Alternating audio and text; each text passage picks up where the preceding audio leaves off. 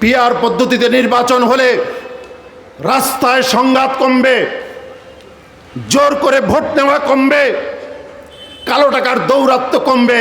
আমি আপনাদের একটা প্রশ্ন করতে চাই, আপনারা কি সংসদে ইয়াবা ব্যবসায়ীকে দেখতে চান?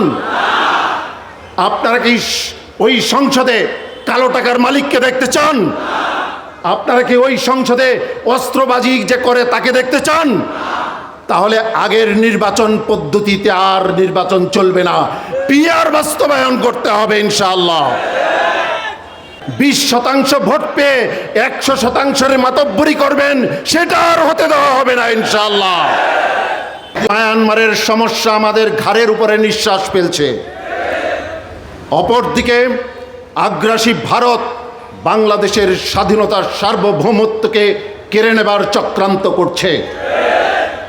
অন্যদিকে পশ্চিমা শক্তি তাদের চক্রান্ত এবং ষড়যন্ত্র বাংলাদেশে বাস্তবায়ন করার ষড়যন্ত্র চালাচ্ছে। এই অবস্থায় দেশের মানুষ কোথায় এগুলোর মোকাবেলা করবে?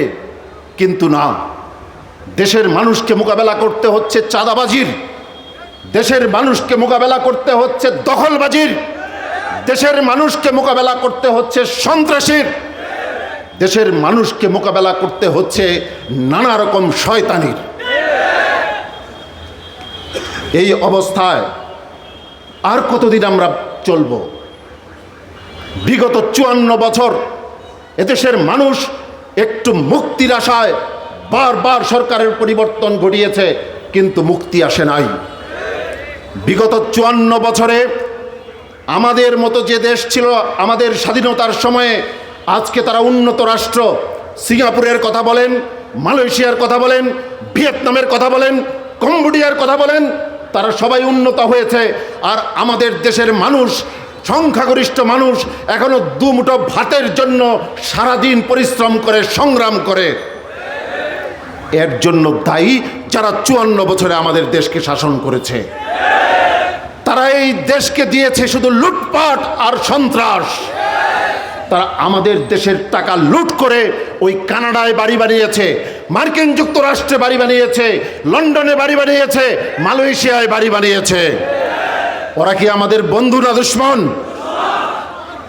এক দুশ্মনের বিরুদ্ধে 24 আন্দোলন করেছি, তারা বিদায় নিয়েছে।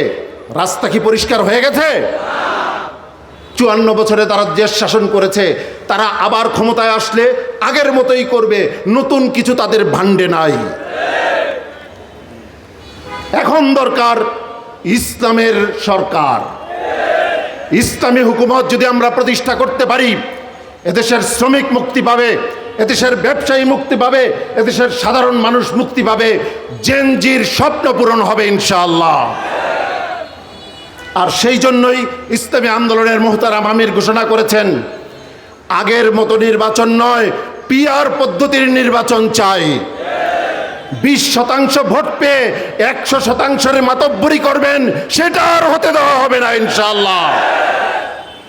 এবার পিআর পদ্ধতিতে নির্বাচন হতে হবে। পিআর পদ্ধতিতে নির্বাচন হলে রাস্তায় সংঘাত কমবে, জোর করে ভোট নেওয়া কমবে, কালো টাকার দৌরাত্ম্য কমবে। আমি আপনাদের একটা প্রশ্ন করতে চাই, আপনারা কি সংসদে ইয়াবা ব্যবসায়ীকে দেখতে চান? আপনারা কি ওই সংসদে কালো টাকার মালিককে দেখতে চান? আপনারা কি ওই সংসদে অস্ত্রবাজি যে করে তাকে দেখতে চান? তাহলে আগের নির্বাচন পদ্ধতিতে আর নির্বাচন চলবে না, পিআর বাস্তবায়ন করতে হবে ইনশাআল্লাহ। এই কথা শুনে অনেকের ঘুম হারাম হয়ে গেছে, অনেকের ঘুম হারাম হয়ে গেছে। তারা বুঝতে পারছে জনগণ এখন কিন্তু